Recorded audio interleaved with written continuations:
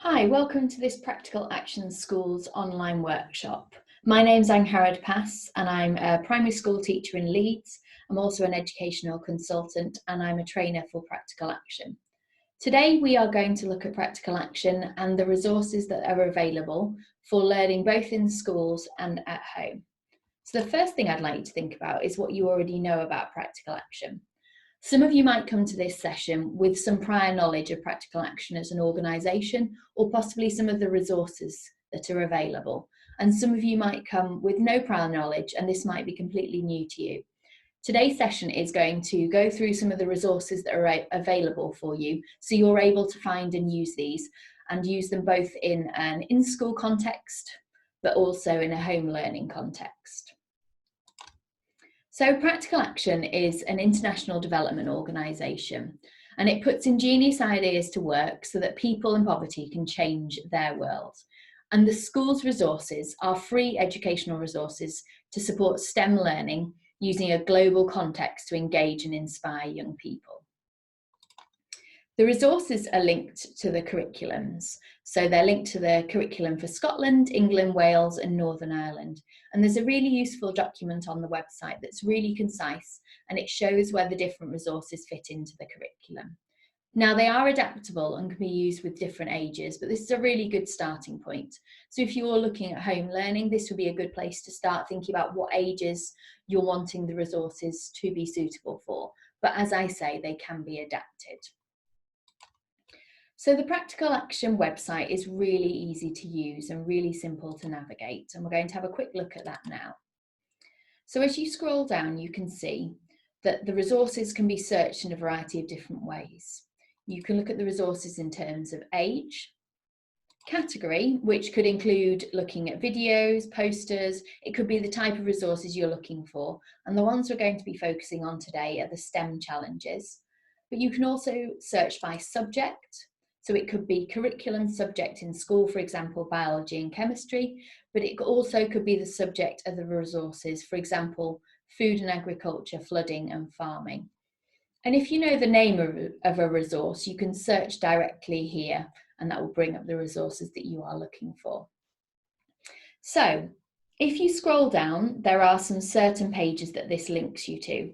There are the STEM challenges, so for example a floating garden challenge, which we'll look at in a moment, but also it takes you to the home learning page. Now the schools team have been putting together home learning guides for all the STEM challenges, and the guides we'll look at in a moment. They make things really clear and really simple for how these can be used at home. And then further down we've got the links to the different STEM challenges.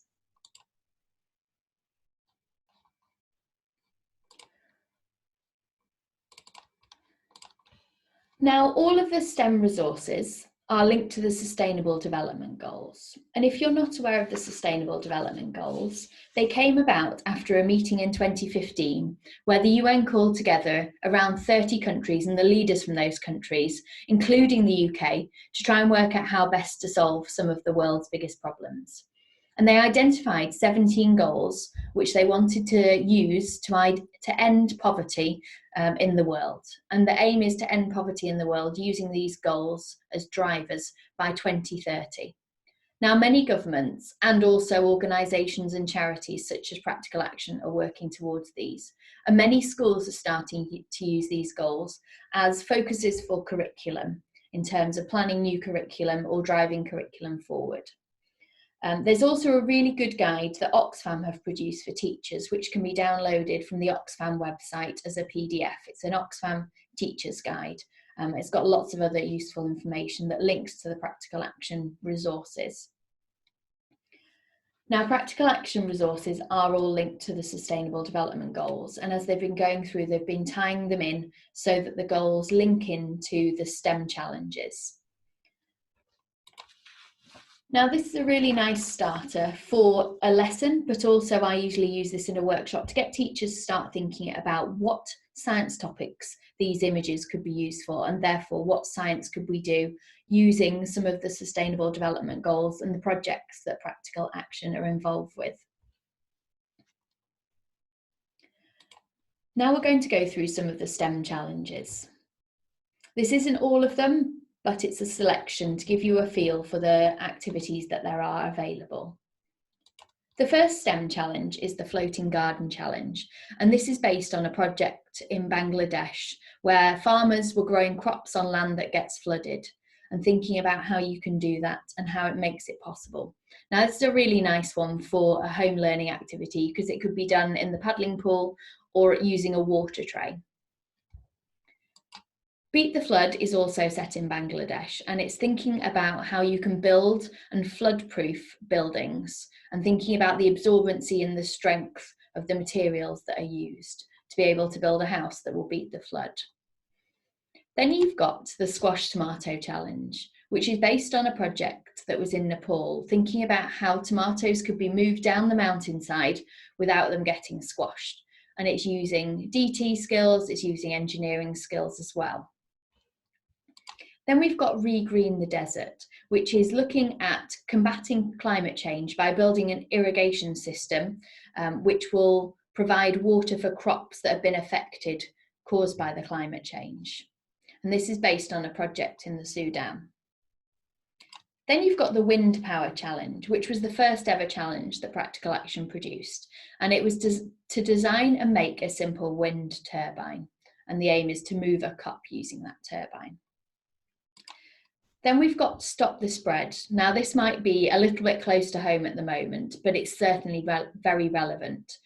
And it's for a project in Kenya to build a hand washing device which will stop the spread of infectious disease, and then also to develop educational resources for the children in Kenya to help them understand how this will happen. Then you've got the Plastics Challenge, which is to make a product out of reused or recycled products from plastic. Now, this is based on a project that was started by a Nepalese women's group who used plastics collected by their children before school to make products that could then be sold on. And then we come to Ditch the Dirt. Now, Ditch the Dirt is the challenge we're going to focus on today and think a little bit more in detail out. And it's set in Turkana in Kenya. And we're going to be focusing on this one. And this looks specifically at Global Goal 6, which is all to do with water and sanitation. And it thinks about how scientists and engineers make water clean and safe enough to drink and to be able to remove the contaminants. Now, the contaminants are grouped in three main ways. The physical contaminants, things like dirt, things like broken glass or metals that can be found in the water. There are biological contaminants, things like bacteria and viruses. And then there are chemical contaminants, things like cleaning liquids or shampoos that go into the water. And the focus of this particular challenge is to be able to create a water filter which removes as much of the physical contaminants as possible, so as much of the dirt. Now, in Turkana in Kenya, the water is collected from ground holes, and the water is really dirty and unpleasant, and it's not very safe for drinking. So that's what the project is based on. Now, the home learning guide that Practical Action Schools have developed makes it really clear what you do in the challenge. So there's a focus for what the challenge is, gives you a really clear idea. It tells you what you will need for the challenge. And the really good thing about the Practical Action challenges are that the majority of them use things that can be found really easily, modelling equipment, things that can be found at home, and don't have specialist resources that you need. And then this tells you a little bit more about where you will find further information. And on the website, there are teachers' guides, there are PowerPoints, and you can have a look at those and pick out the bits that you want to have a go at. So when I was starting to think about how the Practical Action challenges could be used at home, I thought about this from a cross-curricular context. Now, when I'm doing the learning in school, I would be thinking about cross-curricular links I can make. And at home, these would be similar, but possibly slightly different. So the first thing I was thinking of was how can you make the dirty water? I might not do this with my class at school, but if I was at home with children, then part of the joy of this would be creating dirty water. Now, I've created my own dirty water here. So this is created from some dirt, some stones, some bits and pieces that were found in my garden underneath a patch of gravel where a shed used to be. I also added some coffee granules in to give it a bit of extra colour. But this kind of potions creating would be a really nice way to start off the project. Then we've got a scavenger hunt. So looking for items around the house that could be used for the water filter. Now I know my nephews, who are 9 years old, really enjoy a scavenger hunt. One of them likes to go out and find all the different items, and the other will sit there and think about what items he might use for the scavenger hunt. And this is a great way to start building your filter. What items do you have around the house that could be useful for this? Then we've got thinking about careers. So we mentioned the scientists and engineers that are involved in the project, but what are the roles of their scientists and engineers? How are they involved and what are their specific duties? Then we've got thinking about a water filter in your fridge. Now, many of you might have a Brita water filter, others are available, but could you dismantle an old one, look at how it's made, what are the elements of it, how it's built and how it actually filters the water? Then we've got a filter in your cupboard. Now, did you know that banana skins could be used to create a water filter? Neither did I. This is something I've learned very recently. And there's a really nice website, survivalcampingstore.com, where it explains how to make a banana peel water filter. And then you've got all the traditional cross-curricular links, for example, geography and history, finding out about Turkana in Kenya, where the project is based originally. Now, these are just a few ideas based on the Ditch the Dirt challenge. There are many more links you can make to learning at home and also cross-curricular learning in school. Now, the challenge rules are that you have to filter 100 millilitres of water in 5 minutes. You need to be able to collect that amount of water, and you need to be able to work safely, making sure you're mopping up any spills and washing your hands, and please don't drink the water. It might look cleaner when it first started, but it won't be safe to drink, I promise you that.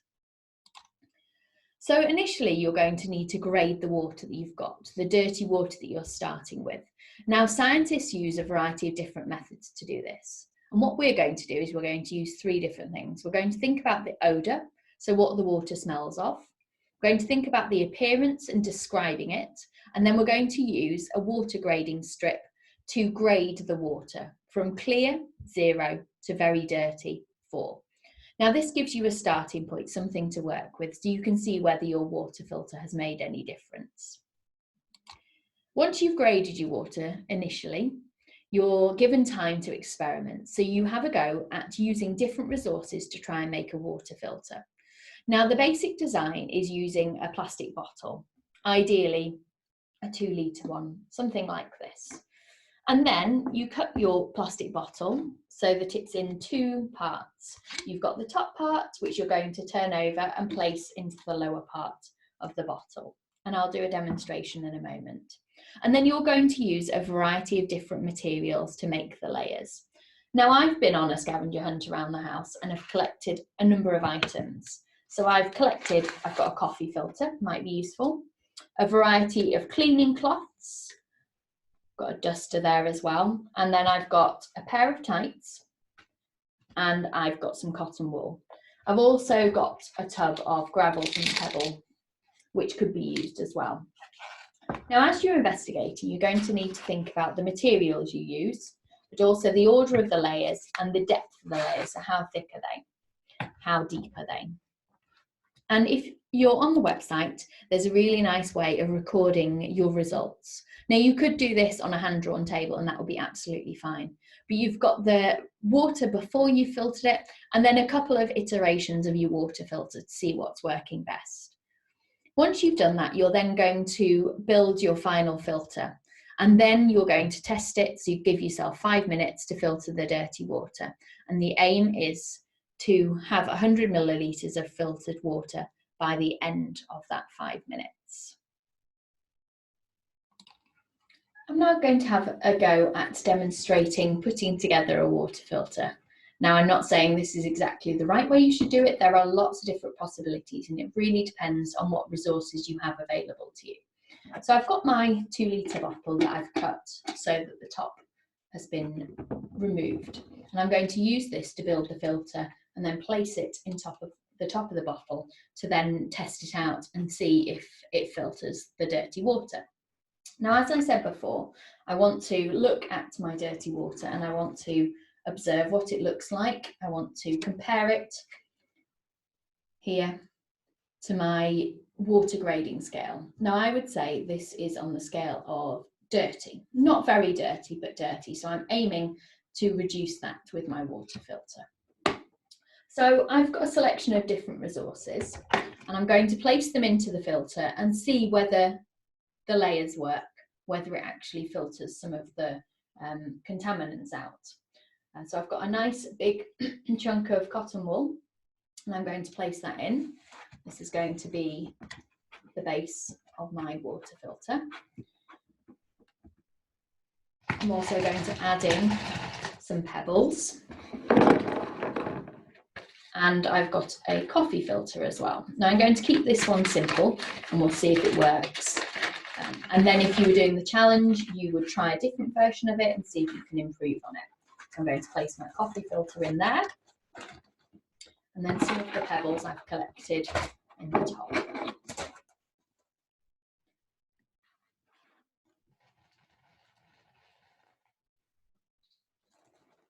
I'm also going to use the bottom of a pair of tights for this. So I'm going to lift the filter out and I'm going to place the toe of the tights on the bottom of this filter.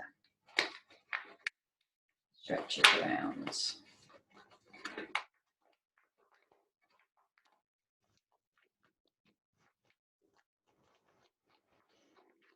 I'm going to place mine now. I'm going to need to pour really carefully because I want it to go through all the layers of my water filter. So let's give this a go. And I'm not going to time this version because this isn't my finished product. This is just one of my trial water filters. I'm going to pour it through the layers here.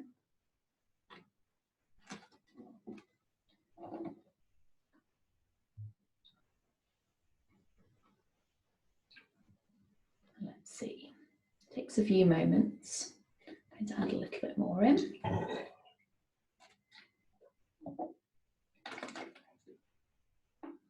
And hopefully we'll see some water starting to filter through my layers of the water filter.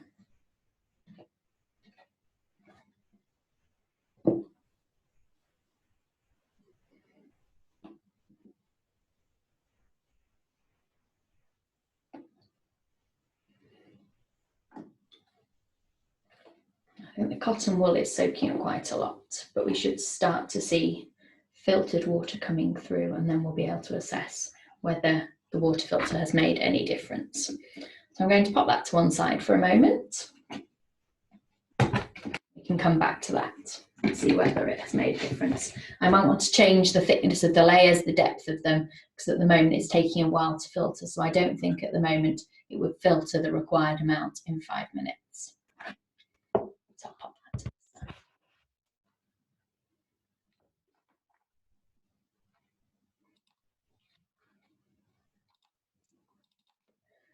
So if we come back to the project and thinking about the project in real life, so the original project that Practical Action were involved with, and the real life solution that they came up with.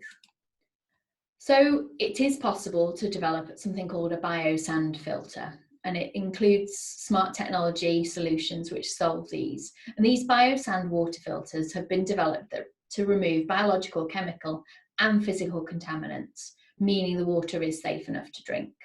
You've got a biofilm on top of the sand which removes high levels of the contaminants, things like protozoa and metals, including zinc and lead.